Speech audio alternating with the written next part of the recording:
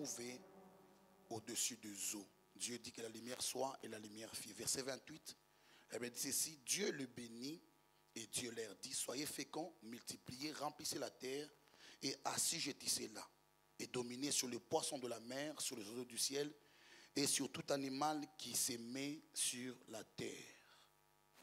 Prenons le chapitre 27, c'est le dernier texte probablement. Verset 1, Isaac devenait vieux et ses yeux s'étaient affaiblis au point qu'il ne voyait plus. Alors il appela Ésaü son fils aîné et lui dit, mon fils, et lui répondit, mais voici. Isaac dit, voici donc, je suis vieux, je ne connais pas les jours de ma mort. Maintenant donc, je te prie, prends tes armes et ton carquois et ton arc, va dans les champs et chasse-moi du gibier. Fais-moi un mets comme j'aime et apporte-le-moi à manger afin que mon âme te bénisse avant que je ne meure. Amen. Merci de vous asseoir, que Dieu vous bénisse. Amen. Moi, je m'appelle Élie Patient Lumpungu, je suis pasteur de fonction et prophète des ministères. Amen. Je viens de Kinshasa et je vous salue de la part de notre église de Kinshasa. Que Dieu vous bénisse pleinement. Je rends grâce à Dieu d'être là ce soir et un grand merci au pasteur Papi Onésime. Merci beaucoup pour l'invitation. Merci beaucoup pour... c'est un grand frère qui m'aime et j'apprécie son cœur pour moi. Merci vraiment beaucoup. Et merci de le faire. Et avant d'aller très loin, je vais saluer maman. Maman Godet, que voici, maman nous a élevés. Tout petit, on a grandi à l'église à l'Écodine il y a 25, 27 ans passés. On a mûri, elle nous a vu grandir et aujourd'hui nous sommes. Maman, je suis très content de vous voir. Merci beaucoup. Et permettez-moi d'accueillir aussi mon fils Plamerdi qui m'a accompagné. Il habite Paris et il est venu avec moi ici pour ce travail. Merci. Alors pendant quelques minutes, je voudrais nous entretenir autour de la puissance de la bénédiction. La puissance de la bénédiction. Alléluia. La puissance de la bénédiction. Déjà, il faut savoir que la bénédiction, tout le monde n'a pas le droit de bénir. Tout le monde n'a pas les mandats pour bénir. L'apôtre, dans le livre d'Hébreux, dit ceci que c'est les supérieurs qui bénissent l'inférieur, c'est que l'inverse n'est pas possible déjà. Alléluia. Mais avant que je n'arrive à ce niveau-là, vous devez voir dans ce que j'ai lu tout à l'heure ici que, au fait, je voudrais faire avec vous 2-3 constats très rapidement sur la bénédiction. Vous allez voir que lorsque Dieu a commencé à créer les mondes, la Bible déclare que au commencement, c'est vraiment la remarque. Au commencement, Dieu créa les cieux et la terre. C'est ce que la Bible dit dans Genèse chapitre 1.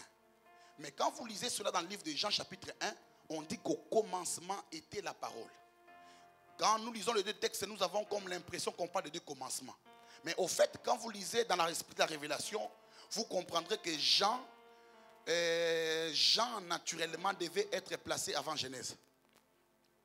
Parce qu'au fait, Genèse parle du commencement de choses que le Créateur a faites, alors que Jean lui parle du Créateur qui commence toutes choses. Alléluia. Parce qu'au fait, vous devez savoir une chose, c'est que au commencement ne commence pas Dieu. Dieu n'a pas commencé avec le commencement. Avant le commencement, Dieu est déjà Dieu. Alléluia. Lorsque la Bible présente Dieu comme le commenceur du commencement. C'est que chaque fois que Dieu vient, là où rien n'a commencé, Dieu peut commencer quelque chose. Alléluia. C'est comme ça que quand l'apôtre Jean arrive, il dit qu'au commencement était la parole. Cela veut dire que chaque fois que la parole est prêchée, quelque chose est sous le point de commencer. Comme prophète du Seigneur, je lève ma main et je déclare ceci. Ce qui n'a jamais commencé depuis le début de l'année ici, dans ta vie va commencer ce soir au nom de Jésus. C'est lui qui a dit Amen, que Dieu le lui donne au nom suprême de Jésus. Alléluia. Chaque fois que la parole est libérée, la parole, elle est la matrice du commencement. La parole génère des choses. Remarquez très bien, la Bible dit ceci, que quand Dieu dit que la lumière soit, je voudrais réfléchir avec vous ensemble. À qui Dieu a parlé? Si Dieu était tout seul, Dieu avait parlé à qui pour que la lumière vienne? Vous remarquerez que Dieu ne parlait pas à une autre personne. Dieu parlait à lui-même. La lumière qui a existé est sortie de lui. En fait, cette création, c'est une manifestation d'une partie de la personne de Dieu que Dieu a visibilisée dans les temps. Lorsque vous prenez les temps, vous allez voir que le temps est divisé en deux parties. Nous avons la chronos d'un côté, les temps que nous avons dans le monde, et la kairos, le temps de la révélation. L'éternité est infinie. Tous ici, avant de naître, nous avons déjà existé. Le jour où Dieu a créé, Dieu avait tout créé. Les hommes ont été créés tous au même instant, mais sont apparus dans les temps de manière différente. Il fallait que la maternité crée les séquences comment on dit ça, des manifestations dans les temps. C'est comme ça que dans les temps, il y a des plus grands, il y a des plus petits. Alors que dans l'éternité, tout le monde est au même piédestal, parce que dans l'éternité, les jours où Dieu créa l'homme, l'homme créé par Dieu était l'image de tous les hommes qui sont sur terre. C'est comme ça que lorsque le premier Adam est venu au monde, qu'il a péché, les péchés du premier Adam avaient affecté toute l'humanité, parce que les mots Adama ne voulaient pas dire homme, voulaient dire humanité. Alléluia. Amen. Au commencement, alors que rien n'existait, la parole est venue et la parole a commencé dans les tohi-bohi. La Bible dit que la terre était informe et vide. Dans l'informe et le vide, la parole a amené la transformation et la plénitude. Dans l'informe et le vide, la parole a apporté la transformation et la plénitude. Bien-aimé, écoute-moi. Tu peux déjà avoir atteint un niveau de destruction particulier. Mais lorsque la parole arrive, la transformation et la plénitude vont arriver. C'est lui qui a dit amen, que Dieu le bénisse pour cela. Mais le diable peut avoir siégé chez toi dans ta maison, dans ta vie pendant 10 ans, 20 ans, avoir de tous tes parents, tes grands-parents, il a de tout le monde chez vous à la maison. Mais quand il est question de toi, quelque chose qui n'a jamais commencé est sous le point de commencer, parce que la parole vient pour déclencher un commencement. Oh bien-aimé, tu as dit amen, que Dieu te bénisse pour cela. Regardez bien-aimé, nous sommes au 11e mois. Il y a une femme dans la Bible qui me passionne beaucoup avant que je ne commence mon message. Elle s'appelle Rachel, elle n'a pas d'enfant pendant beaucoup d'années. Alors que sa rivale, qui est sa sœur, est en train de tomber enceinte successivement. Elle donne des enfants, elle ne donnait pas naissance. Jusqu'à ce que Léa a six fils et une seule fille. Bila a deux fils. Zilpa a 2 fils. Ça faisait déjà 10 fils. Mais qu'est-ce qui me fait du bien? C'est que, alors que tous les enfants de Jacob avaient atteint le chiffre 10, il s'est fait qu'un jour, celle qui ne tombait pas enceinte est aussi tombée enceinte. Et elle a donné naissance au 11e fils de Jacob, qu'elle a appelé Joseph, voulant dire qu'on ajoute encore. Dans ces 11e mois ici, les choses qui ont été soustraites en toi seront ajoutées au nom de Jésus. Alors qu'elle dit qu'on ajoute encore, que des choses qu'on a enlevées en toi seront ajoutées au nom de Jésus de Nazareth. Mais bizarrement, c'est lui que Jacob appelle mon 11e fils. Elle l'appelle mon premier. Ce mois ici sera pour toi le premier mois où tu commenceras une histoire particulière avec Dieu.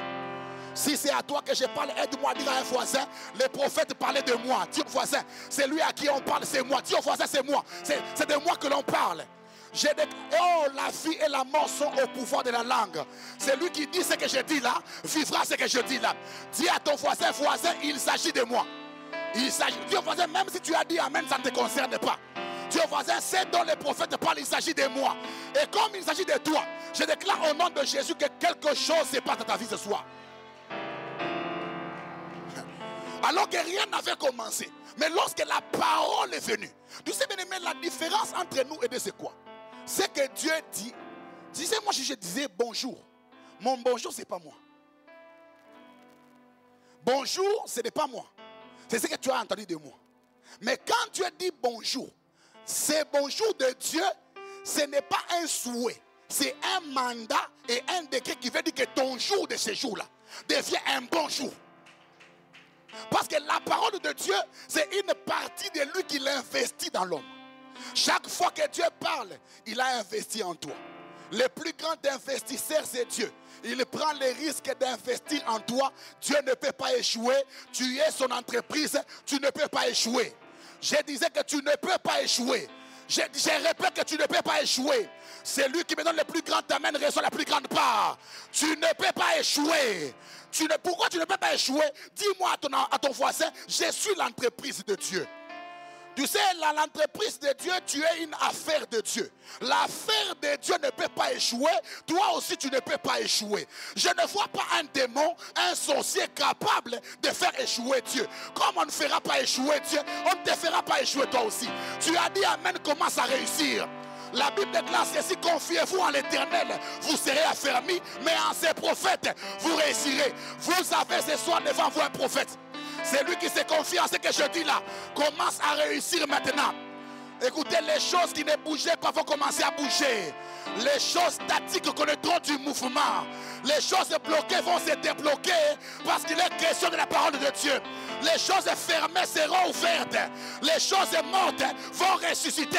Il est question de la parole de Dieu.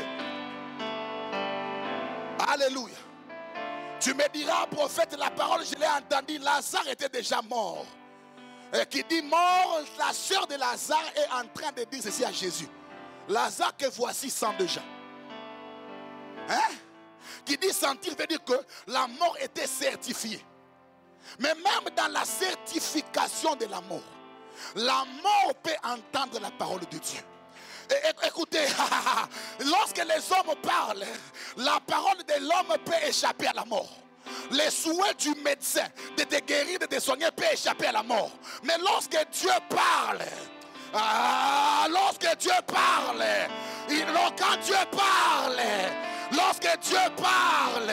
lorsque lui parle, ce qui n'a jamais existé va commencer à exister. Parce qu'écoutez, quand Dieu parle, même les choses infiniment impossibles vont écouter la voix du Seigneur. C'est comme ça qu'en lisant la Bible, vous remarquez très bien que Lazare n'est pas mort de la maladie. Lazare est mort de l'absence de Jésus. Écoutez ce que Marie et Marthe lui ont dit. Si tu eusses été ici, notre frère ne serait pas mort. C'est qu'elle dit que si tu étais présent, la présence de la parole est la garantie de la longévité. Ah, my goodness. Ceux qui s'arrêtent sans la parole peuvent reprendre avec la parole. Écoutez, devant la parole, rien n'est impossible. C'est ce que l'ange a dit à Marie. Marie est en train d'expliquer à l'ange les principes de la gynécologue, la gynécologie. Il dit, mais monsieur l'ange, je ne suis pas en ovulation. Je ne suis pas encore marié. Je n'ai pas encore de mari dans la maison. Je n'ai pas encore de moment d'intimité. C'est impossible pour moi de tomber enceinte en vertu du pouvoir de la connexion. Je ne suis pas encore connecté. Écoute-moi, bien-aimé dans le Seigneur. Toutes les bonnes raisons ne résonnent pas la parole.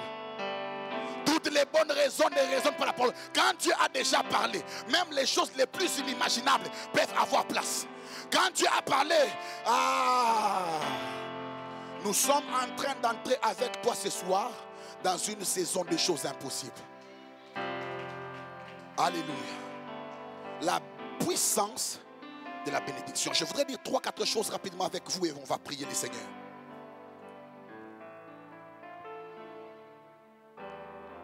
Oh my goodness. Alléluia. On a lu avec vous ensemble tout à l'heure. Je voudrais revenir un peu en arrière. En Jean chapitre 1, la Bible a dit qu'au commencement Dieu créa et tout ça. Vous allez lire très bien en dessous là-bas. Et quelque part Dieu vient bénir. Dieu a créé l'homme et Dieu le bénit. Moi je me suis posé une question de savoir quelle était la motivation de Dieu. Quelle était la motivation, les soubassements sur lesquels Dieu s'asseyait pour bénir l'homme. Vous remarquez 3 choses. La première chose, la bénédiction n'était pas le fruit d'une prière. La bénédiction n'était pas l'exaucement à une prière. L'homme n'avait jamais fait un souhait à Dieu, une demande, Seigneur, bénis-moi. La deuxième chose à faire comme constat, c'est que vous remarquez très bien que la bénédiction de Dieu n'avait pas attendu qu'un malheur arrive. Elle n'était pas venue parce qu'un malheur était déjà arrivé et Dieu venait bénir. Alors que tout était parfait. L'homme n'était pas malade, l'homme n'était pas affamé, l'homme ne manquait rien. Mais pourquoi est-ce que Dieu envoie la bénédiction? Oh, on est ensemble dans la parole là-bas. Remarquez très bien, l'homme n'était pas en problème. L'homme n'avait aucune difficulté. L'homme n'avait pas besoin d'argent. Parce qu'aujourd'hui, quand on parle de bénédiction, les hommes voient les matériels, les hommes voient l'argent. Mais pourquoi est-ce que Dieu vient bénir l'homme qu'il a créé à son image? Remarquez très bien, la Bible dit ceci au verset 26, que Dieu créa l'homme à son image et selon sa ressemblance. L'homme n'est pas créé à l'image et à la ressemblance. L'homme est créé à l'image selon la ressemblance. L'image est statique, la ressemblance est progressive. Le salut est statique, mais la conversion est progressive. On reçoit le Seigneur aujourd'hui, mais on s'est converti progressivement. Oh, alléluia. Mais je me pose que savoir pourquoi est-ce que l'homme n'a jamais dit à Dieu, j'ai un problème. Je suis malade, je suis en problème, viens me bénir. Mais comment est-ce que Dieu vient bénir un homme qui est déjà parfaitement à son image? Alors je voudrais répondre à 3 choses, à ces 3 petites préoccupations avec toi ensemble. La première, c'est que la bénédiction est une partie de Dieu que Dieu confère à quelqu'un pour lui permettre 3 choses. D'être, de faire et d'avoir. Une partie de Dieu que Dieu confère à quelqu'un pour lui permettre d'être, de faire et d'avoir. C'est qu'en fait, si Dieu ne te bénit pas, tu peux être présent, mais tu es absent. L'homme que Dieu a créé, malgré que Dieu lui ait dit qu'il domine sur toutes choses, l'homme était présent, mais rien ne s'est passé. Il fallait que la parole de la bénédiction soit libérée du cœur de l'Éternel sur l'homme afin de lui permettre d'exercer cette divinité que Dieu lui a conférée. Alléluia. Alléluia. C'est comme au Congo, les gens ne sont peut-être pas allés au Congo. Lorsqu'on nomme quelqu'un par le gouvernement, tu es nommé, mais tu n'entres pas encore en fonction. Tu es nommé, tu restes là pendant un moment, le temps de pouvoir préparer le protocole de la remise et reprise. Mais tu es déjà là, peut-être bien ministre, même PCA, le temps que la remise et reprise se fasse. Quand la remise et reprise se fait, là tu entres en effectivité de ton mandat.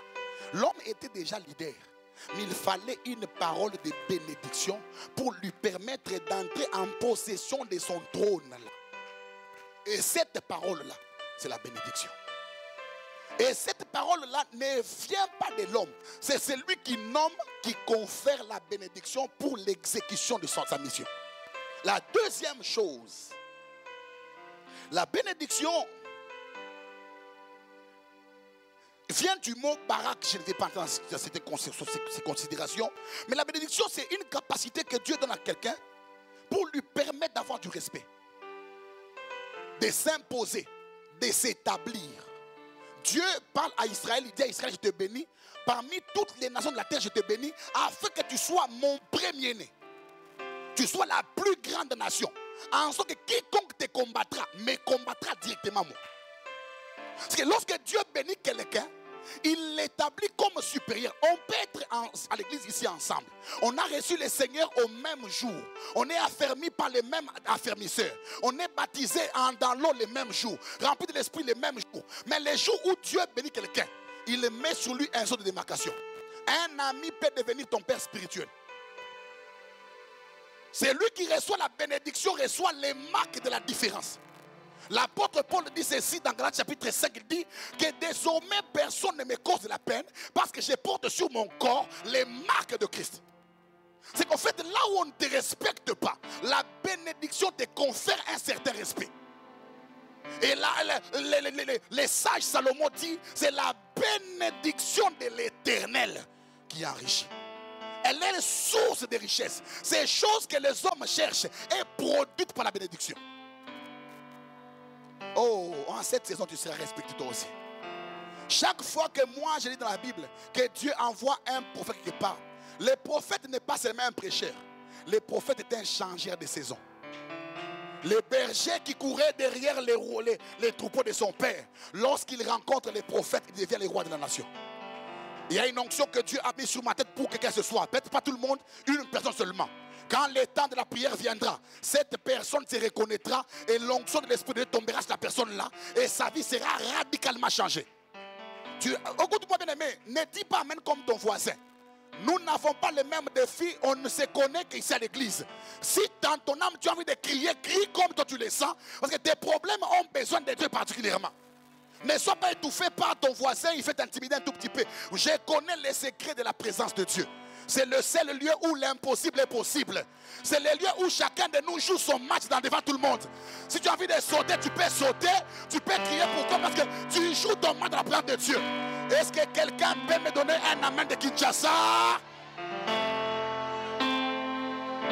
Lorsque la bénédiction tombe sur toi, tu peux devenir père de tes pères.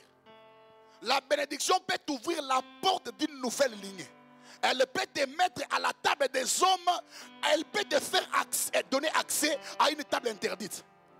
Là où tes pères ne sont jamais arrivés quand tu te bénis, tu peux arriver aussi là. Je suis en train de voir quelqu'un ce soir, par la grâce de l'Esprit de Dieu, une personne qui était autour d'une table interdite. Le Seigneur est en train de te donner une place là-bas. Là où les hommes ne t'ont pas vu, il aidait, tout le monde venait donner à ces boîtiers de naissance, ces paralytiques. Ces boîtiers-là, on lui donnait des petites miettes seulement. Prends 2 euros, 5 euros. Ces jours-là, quand l'apôtre Pierre arrive, il dit, je n'ai ni or, ni argent. L'or et l'argent, c'est la richesse. Mais ce que j'ai, c'est la bénédiction. Il dit, au nom de Jésus, lève-toi, prends ton lit et marche. Lorsqu'il a marché, ce que j'aime, c'est quoi? Dans les temples où il n'était jamais entré, il est aussi entré où il n'entrait pas. Ce soir ici, quelqu'un va entrer où il n'est jamais entré. Il y a des sphères de décision, il y a des sphères de possession, des sphères de commandement où tu n'es jamais entré. Le Seigneur te fait entrer. Tu as dit amen, tu prends ça pour toi. Et est-ce que tu peux dire au voisin, voisin, tu entends? Tu entends, voisin. Dis au voisin ce que tu entends. Dis au voisin ce que tu entends. Dis au voisin, c'est de moi que l'on parle. Dis au voisin, ça c'est ma prophétie. Comme c'est ta prophétie, donne-moi un amen prophétique. Je déclare au nom de Jésus de la Nazareth, une porte hermétiquement fermée sera ouverte. Carazo de verre. Nadomerami sofenela. Ah. Alléluia. Alléluia. Une porte hermétiquement fermée. Les gens l'aidaient, mais on les laissait devant la porte. Mais ces jours-là, on l'a trouvé dans les temps de louer le Seigneur. Les gens qui l'aidaient commençaient à dire, est-ce c'est lui ou ce n'est pas lui? Oh, tu deviendras un instrument de confusion. En 2025, les gens qui t'ont abandonné se diront, est-ce c'est elle ou ce n'est pas elle? Parce que là où on ne pensait pas te voir, c'est là qu'on va te voir. Là où on t'avait abandonné, il y a un changement d'adresse. La bénédiction peut changer l'adresse de quelqu'un. La bénédiction de l'Éternel peut te changer d'adresse. Ce soir, il y aura un changement d'adresse. Ah, tu as dit amen. L'église même est en train de changer d'adresse. Toi aussi, tu changeras d'adresse.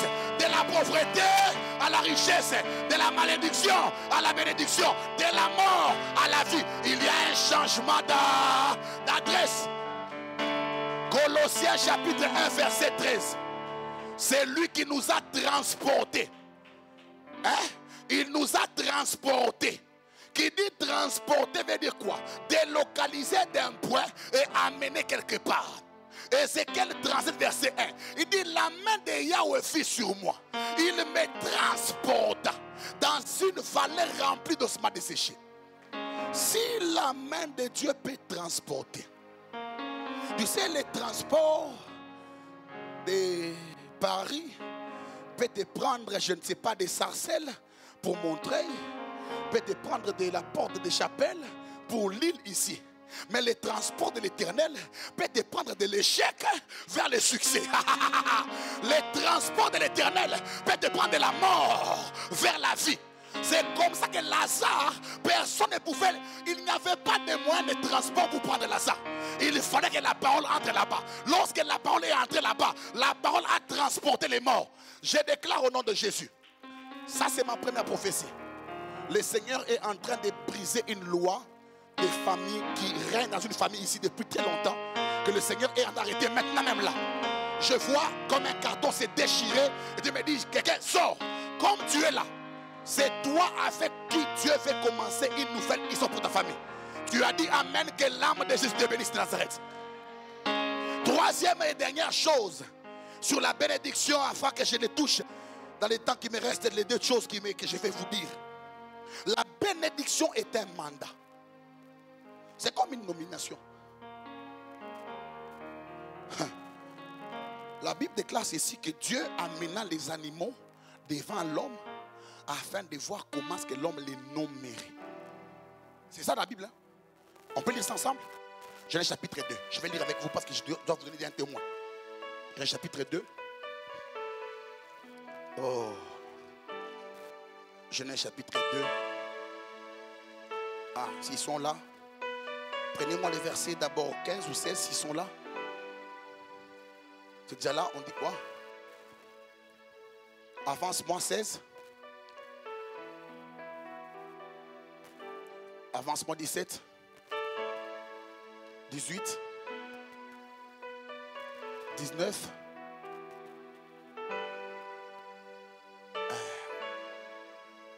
Regardez, on dit, l'Éternel Dieu forma de la terre tous les animaux des champs et tous les oiseaux du ciel. Il les fit venir vers l'homme. L'homme ne les a pas cherchés. Lorsque l'homme est béni, lui ne part pas. Les choses viennent vers lui. C'est que là où l'homme était, les oiseaux, il y a des oiseaux qui ne vivent qu'au Congo. Mais ces oiseaux du Congo là devaient voler, traverser les grandes eaux, arriver jusqu'en Irak. Parce que la terre, l'Éden à l'époque dans Genèse, est située entre Iran et Irak. C'est que les animaux, si on parle de l'Euphrate, les animaux devaient se déplacer de là-bas, arriver jusque là où l'homme était. Écoute-moi, même si tu habites au coin, aux confins de la terre, là où toi tu es, c'est là où les choses viendront. La première personne à utiliser les maps, c'est Dieu. Dieu avait déjà mappé l'homme. La géolocalisation avait déjà commencé avec Dieu. Dieu a donné l'adresse de l'homme à tous les animaux. Et un matin, tous les animaux sont réveillés. Direction où vers l'homme. On part où? On part à la nomination. Les hommes allaient vers les animaux. On a rencontré les chiens, les chats, les souris. Vous partez où? On part chez l'homme. Ils allaient pour faire quoi? Pour être nommés. Maintenant, écoutez-moi une chose ici. Ça, c'est merveilleux ce que je vais vous dire. Vous savez que Dieu n'a jamais créé les lions. Dieu n'a jamais créé les lions. Dieu n'a pas créé la souris. Dieu n'a pas créé les chiens. Dieu a créé les animaux.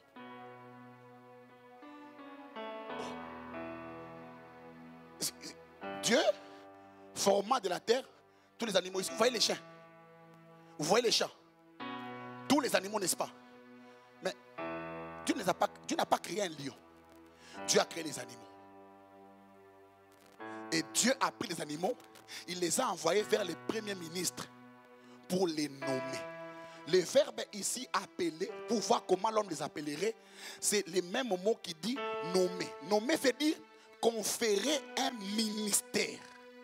C'est qu'en fait, avant que l'homme n'appelle les lions n'avaient jamais régi. Parce que le régissement du lion est attaché à la nature du lion. C'est que l'homme avait le logiciel du lion entre ses mains. Lorsque l'animal est avancé, l'homme a pris le logiciel, il l'a installé dans l'animal. Lorsqu'il a lancé l'application, l'animal qui était un simple animal s'est retrouvé lion. Et ces jours, il a fait Mouah! En fait, ça veut dire ceci. C'est que toi tu nommes petit deviendra petit. Quelle que soit la taille, c'est toi qui as le pouvoir. C'est lui qui a le pouvoir de bénir, a le pouvoir aussi de rabaisser. Tu as dit amen, ça descend. Même si c'est un très très grand problème, ce problème va se rabaisser. Pourquoi? Il est question de toi. Alléluia. Parce que la bénédiction, c'est un mandat. C'est lui qui a le mandat, a le pouvoir de conférer une personnalité aux choses. On nous a appris que les serpents sifflent. Vous savez pourquoi les serpents n'est jamais allé chez l'homme, tenter l'homme? Parce que si les serpents étaient allés chez l'homme, l'homme aurait arrêté les serpents. Les serpents devaient être emprisonnés. Pourquoi?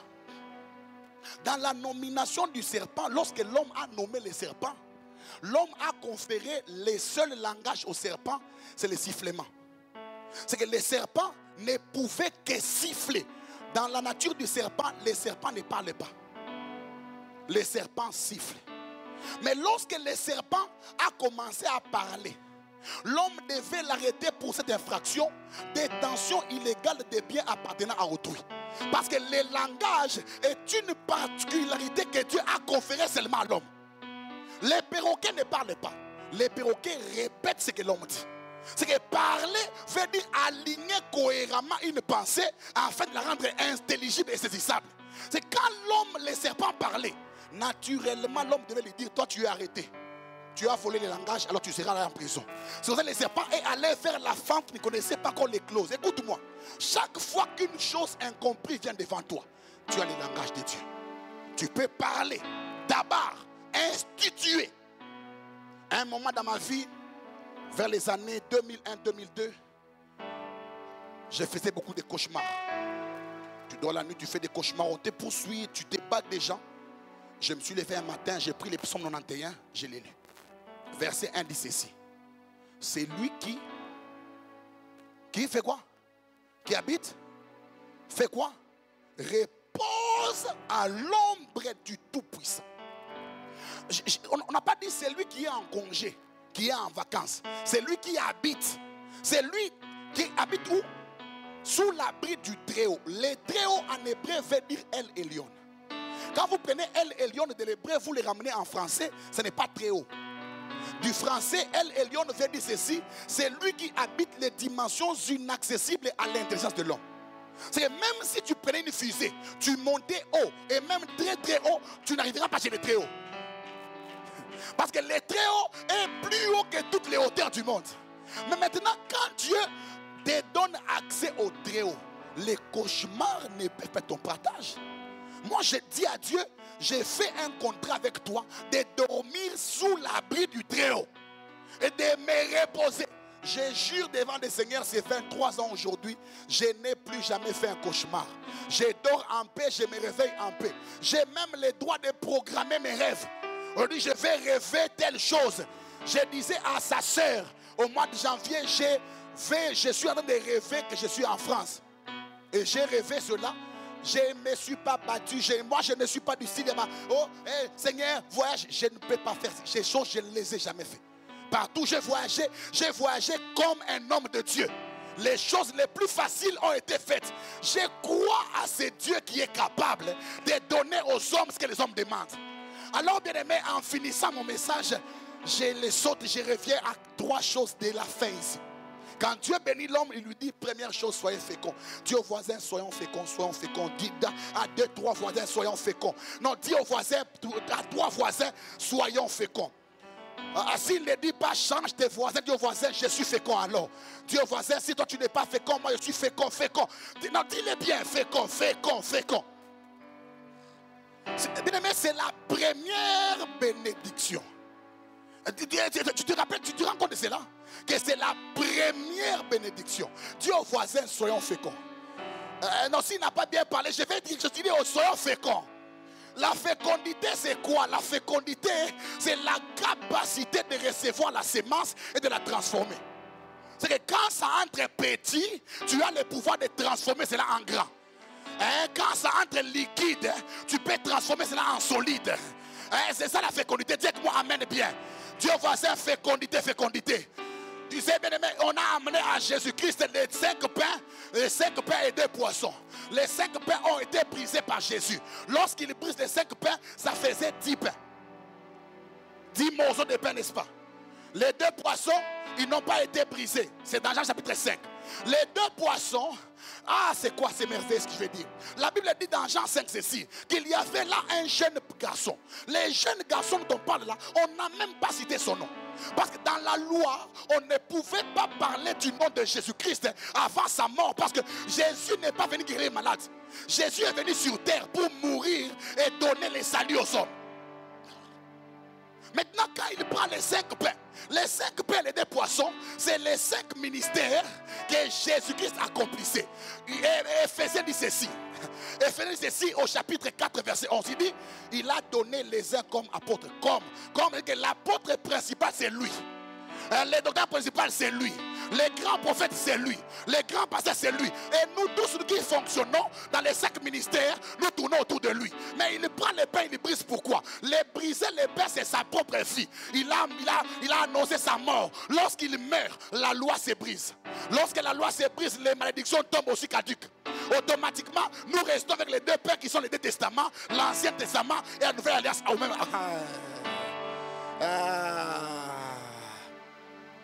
Il y a devant lui 5000 personnes, sans compter femmes et enfants. Il prend les pains, il rend grâce. Les pains qu'il rend grâce là, il les donne. 5000 personnes mangent et 12 paniers sont restés. Je me pose des questions. Dans 5 pains, où étaient cachés 12 paniers? Ça veut dire ceci, bien aimé, quand tu reçois la fécondité, ce que j'aime, c'est que la fécondité n'est pas féminine seulement. Même aux hommes, Dieu a rendu fécond.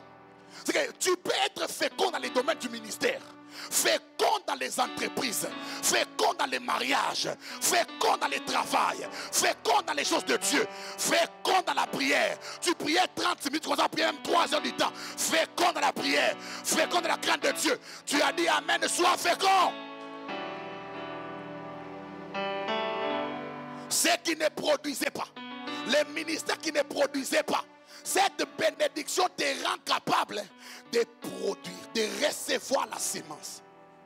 Une vie chrétienne stérile, une vie chrétienne sèche, qui ne produisait pas de l'impact. Lorsque Dieu bénit, elle commence à produire.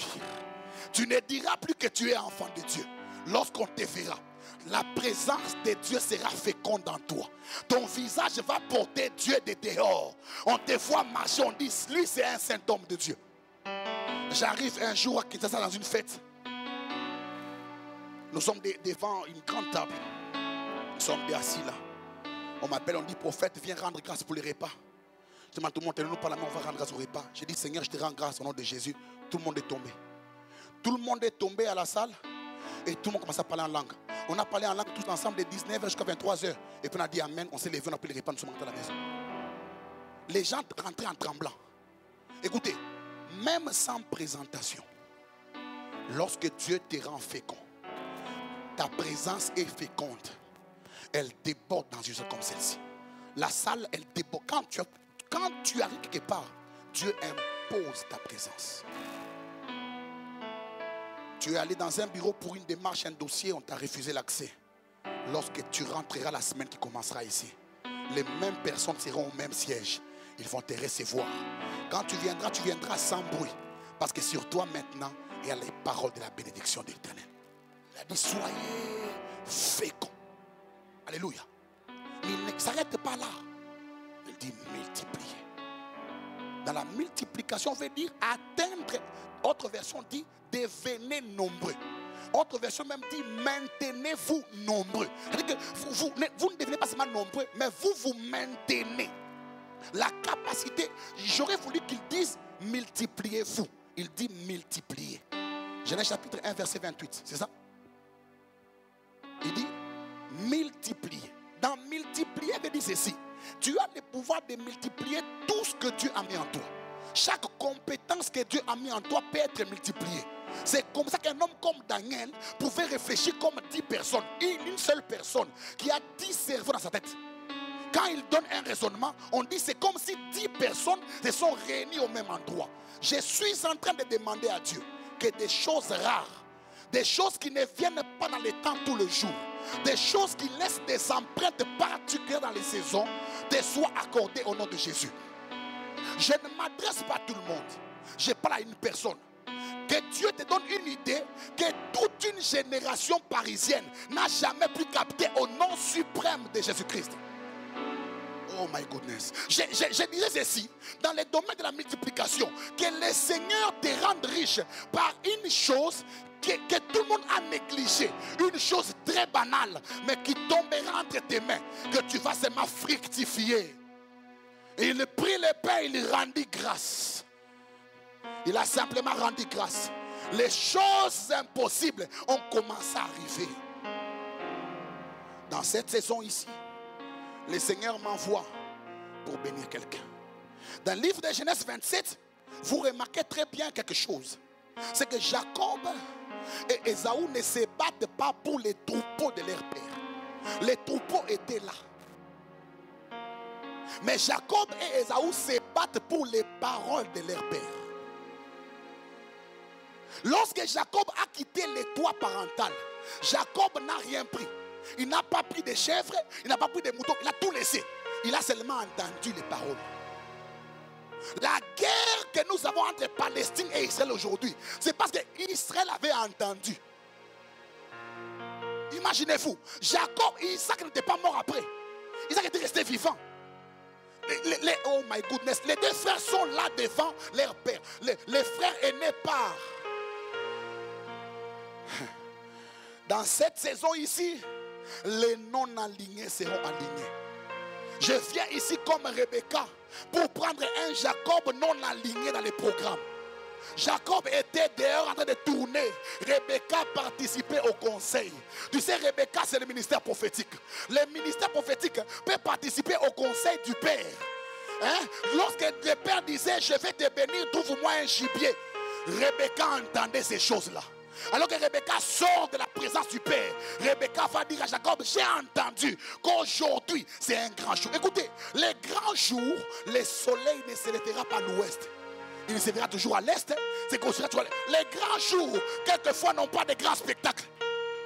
Ces jours ici, dans les programmes de Dieu, c'est les plus grands jours pour toi cette année ici. Les grands jours n'ont pas d'arc-en-ciel dans le ciel. Les grands jours n'ont pas de couleurs particulières. Rebecca s'est levée, elle dit à Jacob, Jacob, moi j'ai entendu les pères dire que ces jours ne me sauvent de la paix. Il dit c'est clair au Vasaya. J'aime le Seigneur pour ces choses. Il y a quelqu'un, je vous jure devant le Seigneur, après cette soirée, quelqu'un connaîtra un shift bizarre. Rebecca dit, j'ai entendu que c'est ces jours. C'est aujourd'hui que le Père va relâcher la grâce. Alors, ne sois pas distrait. Je vais te convoquer, il me reste 6 minutes. Ne sois pas distrait. Là, c'est pour toi que je vais parler. Il dit, va toi aussi, amène-moi un gibier. Écoute-moi, la seule chose que le Père avait demandé à Ésaü, qu'il ne pouvait pas faire. Ésaü pouvait trouver du gibier. Mais la seule chose qu'il ne pouvait pas faire, c'est préparer le gibier comme le Père aime. Parce que celui qui préparait comme le Père aime, c'était Rebecca. Si tu es Ésaü, tu dois chercher Rebecca. Parce que Rebecca connaît le protocole d'accès au cœur du roi. C'est comme ça que Jacob dit, Jacob était là. Un non aligné a été aligné à les programmes divins. Je viens m'adresser à quelqu'un qui depuis janvier n'a rien vécu. Les derniers mois qui commencent bientôt là, c'est ton mois à toi. C'est lui qui a dit Amen, même pas décembre. Déjà en cette dernière semaine ici là, c'est ton droit à toi au nom de Jésus-Christ de Nazareth. Ah! Et la mère prend même les vêtements, la peau d'animal, il réveille Jacob. Jacob reçoit le protocole et entre dans la cour du roi. Le père met sa main et commence à les bénir. Et la guerre a commencé, pourquoi? Parce que les frères avaient seulement... Écoute-moi, bien-aimé. Ne laisse personne écouter ce que toi tu dois entendre. Parce que dans les combats spirituels, le combat de la supériorité n'est pas attaché à ce que nous voyons et attaché à ce que nous entendons. Dans la vie spirituelle, ce que tu entends est plus fort que ce que tu vois. La Bible dit dans Romains chapitre 10, 17, la foi vient de ce qu'on entend. Apocalypse chapitre 5 verset 1, l'ange dit à l'autre, à Jean, monte ici, je te ferai voir. Mais quand il disait ça, il lui parlait. L'information que tu as change ta destinée. Je voudrais prier avec toi ensemble. La bénédiction, quand tu la reçois, elle a le pouvoir de prendre les 30 quelques jours qui nous restent ici, les transformer en des saisons très particulières. Si cette année tout entière n'a pas laissé une empreinte indélébile dans ton âme, à partir de maintenant, quelque chose va commencer. Alléluia. Je suis en train de faire dans mon esprit une vision. Je vois un grand champ. Je vois 3 choses dans mon esprit quand je parlais tout à l'heure en langue ici. La première chose, le Seigneur est en train d'allumer une grande flamme dans la chorale. Je vois le Seigneur, Dieu me dire ceci. Il faut que l'Église travaille profondément dans les domaines de l'adoration, de la louange. Dieu me dit, la grande saison qui vient devant ici est une saison d'action de grâce. Une saison dans laquelle beaucoup de gens vont rendre grâce à Dieu avec des marques dans leurs mains. Il y a des personnes qui n'ont pas, vous voyez, on peut rendre grâce à Dieu par la foi. C'est aussi possible. Mais on peut aussi rendre grâce à Dieu avec des évidences. J'ai cherché un enfant, il me l'a donné, voici mon fils. Je te rends grâce pour cela. Alléluia. Alléluia. La deuxième chose que je vois dans mon esprit un grand champ missionnaire. L'année prochaine, je vois, parce que j'ai appris du pasteur que vous allez quitter les jours qui viendront ici. Mais je vous le dis devant le Seigneur va étendre l'église dans beaucoup de provinces et même dans l'espace régional ici avec une grande vitesse. Il y a des hommes de Dieu ici à l'église qui sont comme en détente, qui sont déjà en train de courir derrière les terrains, en train de courir, qui attendent que les coachs les fassent seulement entrer. Très bientôt, là, je vois des extensions, des cellules commencer à naître et un très grand vent commencer à l'église. La troisième chose, la dernière, je vois le Seigneur libérer un grand vent prophétique à l'église, dans lequel les gens prient, une grande gloire descendre et des gens commencent à faire des grandes visions spirituelles. Parce que l'année prochaine, c'est l'année de la grande visitation de l'Éternel. Des gens connaîtront de très grandes percées et même dans les affaires. Je vois le Seigneur donner à l'église une très grande stabilité parce que je vois des clés venues du ciel et atterrir ici. Et Dieu me dit, voici cette saison ici est une saison nouvelle et particulière. Alléluia. Lève-toi, on va prier le Seigneur ensemble. Pendant 2 minutes, on va prier le Seigneur. Ceux qui parlent en esprit vont commencer à parler en esprit et moi je vais prier pour toi. Commence à prier le Seigneur. Rends grâce à Dieu. Lève ta voix. Ne murmure pas. Parle au Seigneur. Rabba Santa Labake. Et nous la mila sota labako Rabba Santa Labake. Norama Santa Labakaramasia. Loré. Alléluia. Que Ramassa perche de béni. Et te rends grâce maintenant pour cette soirée. Merci Saint-Esprit pour la présence de ton nom, Seigneur. Merci pour ta présence que tu répands au milieu de nous. Merci pour cette bénédiction que tu es en train de relâcher sur quelqu'un ce soir. Ya chode passa pedeva. La taracée de la paix. Et l'oure pene rabinaga. La chanta de l'ocaria menassa. Au nom de Jésus-Christ, je prie maintenant cet esprit que tu répandes sur quelqu'un ton esprit et que la bénédiction de l'Éternel s'attache à une vie, une bénédiction particulière, une bénédiction particulière, une bénédiction particulière, une bénédiction particulière dans le nom de Jésus-Christ de Nazareth. Yandalaba, Shandalaba, Koroboshia, Ratangeska de Loka, Reti de la Chat de la Radé. Eroteve sapé de la A, Raki de Nouré de la Péa, Roudément près de la Sodera, Iride nous se près de la A, la côte VC de la Péa, Nodemeno aussi de la Pi, Ish et de la Côte, Tapa, Daskada, Idera Massanda Labra. Lève tes mains vers le ciel, je vais prier pour toi. Lève tes mains vers le ciel, je vais prier pour toi. Saint-Esprit, merci. Merci d'accomplir ta parole dans la vie de quelqu'un. Je ne suis pas venu pour tout le monde. Je suis venu pour chacun d'eux. Je prie maintenant que quelqu'un soit visité par